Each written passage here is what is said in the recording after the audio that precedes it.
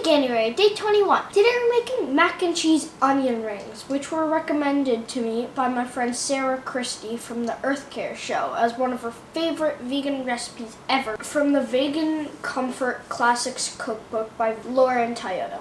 I'm so excited, I can't wait to make them. To start, we're gonna make the cheese sauce. I made some substitutions for this recipe because of my nut allergy.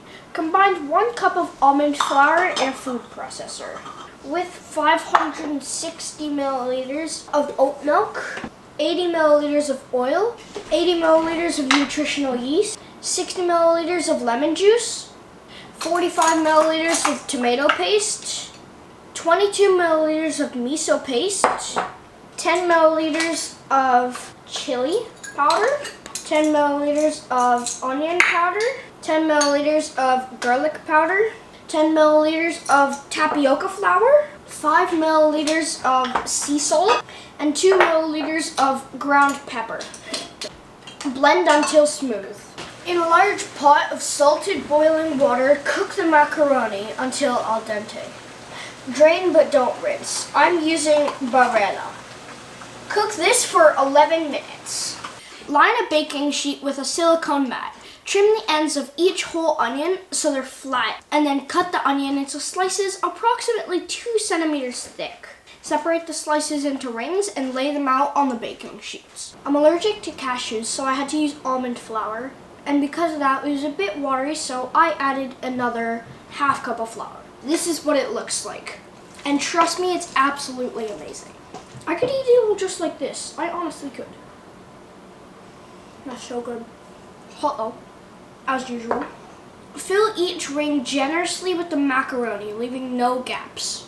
Freeze for 1 hour until the sauce has solidified. It doesn't need to be rock solid frozen, but solid enough that nothing falls out when you lift a ring. When you're ready to fry, heat the oil in a large, heavy bottom pot to a temperature around 350 Fahrenheit.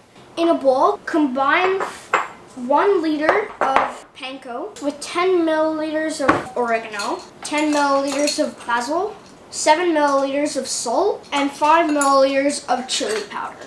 Whisk, and then set aside. In another bowl, stir together 375 milliliters of flour, 425 milliliters of next milk, 10 milliliters of cornstarch, and 10 milliliters of salt to make a smooth batter.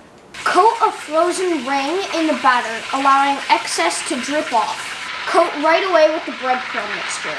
Work with a few batches at a time. Fry immediately for 3 to 5 minutes for large rings and 2 to 3 minutes for small rings. Flip the pieces halfway through frying. Remove with a slotted spoon and blot on old tea towels. Allow to cool for a minute or two.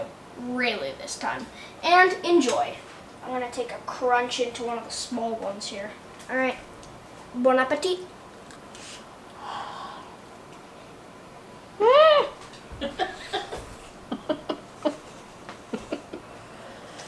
Did this just come out of the stove? That's so good and yummy. Maybe I didn't cool it enough, but still, really good.